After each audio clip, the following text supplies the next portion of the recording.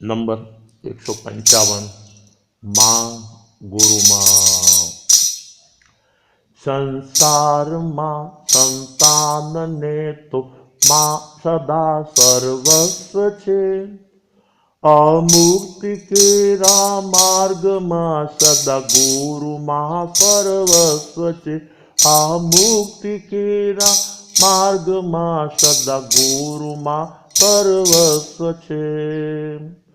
સંસારમાં તો વાત્સલ્યની તીરડી સાચી માતું છે. સંયમમાં વાત્સલ્યની સદા વીરડી ગુરુ માત છે. સંયમમાં વાત્સલ્યની સદા વીરડી ગુરુ માત છે. સંસારમાં સંતાનનું તો માએ સાચું ધન છે. આ સંયમી સુશિષ્યનું સદા ગુરુ માતા ધન છે. આ સંયમી સુશિષ્યનું સદા ગુરુ માતા ધન છે. દિનેશ કહે છે, મારે ભાઈ છે, ભગીની છે, કાકા છે, કાકી છે, મામા છે, મામી છે, ફૈબા છે, ફુવા છે, ભાઈ છે અને ભાભી પણ છે, સગા પણ સ્નેહીઓ પણ છે, અરે આડોશીઓ પણ છે અને પાડોશીઓ પણ છે, અરે મા પણ છે અને બાપ પણ છે. તો માતૃભક્ત કહે છે કે માં છે તો બધું છે. જો જન્મદાતા માં મળેલ ના હોત તો કાંઈ તને મળી શક્યું ન હોત. દિનેશ કહે છે, મારે પત્ની છે, પુત્ર છે, પેઢી છે, પરિવાર છે. માતૃભક્ત કહે છે, માની અસ્થિમાં બધાની અસ્થિ છે. જો માં એ સંતાન સ્વરૂપે જન્મ આપેલ જ ના હોત તો પત્ની આદિનો સ્વીકાર અસંભવ છે. દિનેશે કહ્યું, આપણા સમાજે મને અનેક પદ અને પદવીઓ પ્રદાન કરી વિભૂષિત કરેલ છે. મને ચારેય દિશામાંથી માન સન્માન મળે છે. હમણાં તો મારી પૂજા અને પ્રતિષ્ઠાઓમાં ઓર વધારો થતો જોવા મળે છે.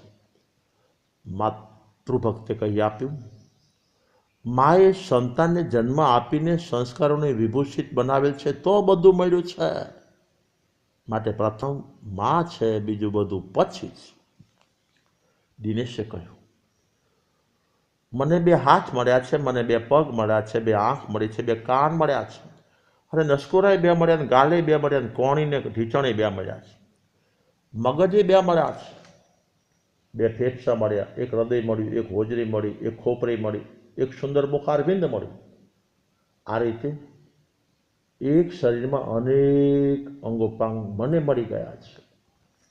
માતૃભક્તે કહી દીધું, અરે આ આખા શરીરનું તથા એના પ્રત્યેક અંગોપાંગોનું સર્જન માતાના ગર્ભમાં રહીને, માતાના આહારના રસો ચૂસીને, માતાનો આહાર સ્વીકારીને કર્યો છે. માતાના રસોની વિવિધ વાનગી સ્વરૂપે આ સ્વરૂપના પ્રત્યેક અંગોપાંગો આપણને મળ્યા છે. માતાના ગર્ભમાં લીધેલ આહાર ઓજ આહારની શક્તિ આજે પણ પ્રત્યેક અંગોપાંગમાં કાર્યશીલ છે. તેથી જ આપણે બધા જીવીએ છીએ. સંતાને પોતાના પ્રત્યેક અંગોપાંગમાં હર સમયે માતૃશક્તિના દર્શન કરવા જરૂરી છે, જેથી મળેલ અંગોપાંગનો સદુપયોગ કરવાની પ્રેરણા મળે. દિનેશે કહ્યું, મારા ભાઈ ભાભી, કાકા કાકી, મામા મામી, ફૈબા ને ફુવા, ભાઈ અને ભાભી, સગા સ્નેહીજનો પાસે હૃદય તો છે. જ્યાં હૃદય હોય ત્યાં વાત્સલ્ય તો હોય જ ને. માતૃભક્તે તરત કહી આપ્યું, જ્યાં વાત્સલ્ય હોય છે ત્યાં હૃદય હોય છે, પરંતુ જ્યાં હૃદય હોય ત્યાં વાત્સલ્ય હોવું જરૂરી નથી. જેમ કે જ્યાં ધુમાડો હોય ત્યાં અગ્નિ હોય, પરંતુ જ્યાં અગ્નિ હોય ત્યાં ધુમાડો હોવો માનવો જરૂરી નથી. બીજું દ્રષ્ટાંત લો, જ્યાં ગાય ભેંસ બકરી કે પાવડરનું દૂધ છે ત્યાં ત્યાં દૂધને રાખવા માટે તપેલી આદિ કોઈનું કોઈ સાધન તો હોય જ છે, પરંતુ તપેલી કે ટમ્લર આદિ સાધનો હોય તેમાં દૂધ જ હોય એવું નક્કી ન કહેવાય. તેમ જ્યાં વાત્સલ્ય હોય છે ત્યાં હૃદય તો હોય જ છે. વાત્સલ્ય રહિત હૃદય એ નિર્દય હૃદય છે. દિનેશે કહ્યું, હૃદયવાન આત્માને સમજવા બહુ જ મુશ્કેલ છે. માતૃભક્તે કહ્યું, કોઈ પણ વ્યક્તિનો પરસ્પર જ્યાં સુધી હકારાત્મક વાર્તાલાપ ચાલતો હોય ત્યાં સુધી તો પ્રફુલ્લિત કે વિકસિત વિશાળ હૃદયના દર્શન થાય, પરંતુ જ્યાં નકારાત્મક વલણ એકાદ વાર થતાં જો હૃદય કચડાઈ જતું હોય, કરમાઈ જતું હોય, સંકોચાઈ જતું હોય, તો તેવા ભાઈ ભાભી આદિ સગા સ્નેહીઓને હૃદયવાન કેમ કહેવાય?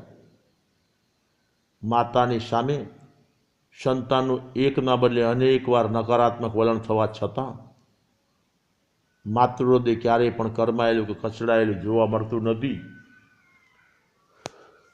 સૂર્યના તાપમાં વધઘટ થાય છે, ચંદ્રના તેજમાં વધઘટ થયા કરે, નદીના નીરમાં શું વધઘટ ન થાય? અરે પવનની લહેરમાં પણ થાય છે, પરંતુ દરેક સ્થિતિ અને દરેક પરિસ્થિતિમાં માતાના વાત્સલ્યનો વધઘટ શક્ય નથી. સૂર્યનો પ્રકાશ ગુમાવનારે કંઈ ગુમાવ્યું નથી. ચંદ્રનો પ્રકાશ ગુમાવનારે શું ગુમાવ્યું છે? નદીના નીર ગુમાવનારે વિશેષ નથી ગુમાવ્યું. પવનની લહેર ગુમાવનારે કંઈક તો ગુમાવ્યું નથી, પરંતુ જેણે માતાનું વાત્સલ્ય ગુમાવ્યું છે તેણે બધું જ ગુમાવ્યું છે. કારણ કે બીજું બધું તો કુદરતી ન મળે તો કૃત્રિમ ઉત્પન્ન કરી શકાય, પરંતુ માનું વાત્સલ્ય કૃત્રિમ મેળવી શકાતું નથી. સંતાન પાસે રિદ્ધિ સિદ્ધિ સમૃદ્ધિ કે સગવડતાના સાધનો બધું હોય, ઓછા હોય, અગર ના હોય તો ચાલી શકે, પરંતુ માતાના નિર્મળ અને નિર્ભેળ વાત્સલ્ય વગર એક ક્ષણ પણ ચાલી શકતું નથી. તેના વગર સંતાનનો સર્વાંગી વિકાસ શક્ય પણ નથી. દ્રષ્ટાંત, શ્રવણ પાસે સંપત્તિ આદિ ન હોવા છતાં સુખના સાધન સ્વરૂપ માતા પિતા તો હતા જ. તો માતા પિતાના વાત્સલ્યના સદભાવમાં શ્રવણ માત્ર સુખી નહીં, પરંતુ માં સુખી હતો, કારણ કે માનું વાત્સલ્ય સૌથી ચડિયાતું ધન છે, સંપત્તિ છે ને સમૃદ્ધિ છે. દુખિયારાના દુઃખ વાત્સલ્યથી દૂર થાય છે. સંતાનના જીવનના તાપ અને ઉતાપ વાત્સલ્યથી શમી જાય છે. માતૃ વાત્સલ્ય અનેક સંઘર્ષનું સમાધાન આપે છે. વાત્સલ્ય જીવનની શુદ્ધિને વિશુદ્ધિ કરાવે છે. સર્વ પ્રકારના ધનમાં શ્રેષ્ઠ ધન હોય તો વાત્સલ્ય છે. બસ આજે આટલું જ. ધ્રાંગધ્રા સંવંત 2056 વૈશાખ સુધીનો ગુરુવાર તારીખ 10/5/2000.